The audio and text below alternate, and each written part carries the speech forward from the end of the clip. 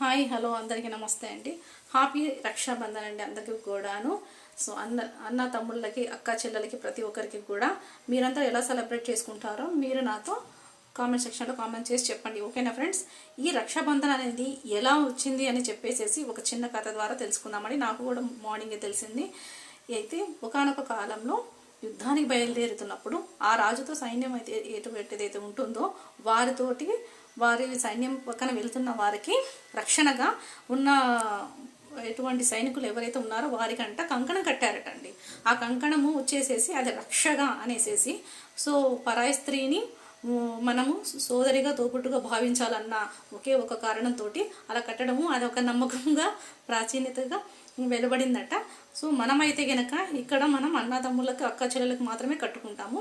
మధ్యప్రదేశ్లో భార్య భర్తలు కూడా కట్టుకుంటారట. అది ఎంతవరకు నిజమో అబద్ధమో మనకైతే తెలియదు. సో నాకు మార్నింగే తెలిసింది ఈ విషయం. సో ఫ్రెండ్స్, మీరు ఎలా సెలబ్రేట్ చేసుకుంటున్నారు ఏంటనేది నాకు కామెంట్ సెక్షన్లో కామెంట్ చేసి చెప్పండి. ఓకేనా ఫ్రెండ్స్? సో ఈ వీడియో నచ్చినట్టుగా లైక్ చేయండి, షేర్ చేయండి. మరొకసారి అందరికీ రాఖీ పౌర్ణమి శుభాకాంక్షలు అండి. Bye bye.